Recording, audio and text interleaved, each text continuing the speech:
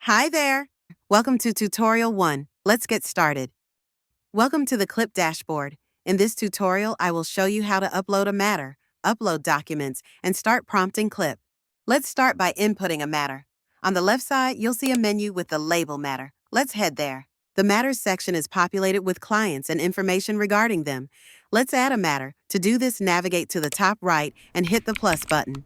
Let's go ahead and type in our client information. A name is required and a case number is recommended for this. Click Create and we've added our matter. Once a matter has been created, a chip will appear, allowing you to see the details of that matter and upload any relevant documents, such as deposition transcripts. Let's go ahead and upload some transcripts. Hit the Upload button and your File Explorer should appear.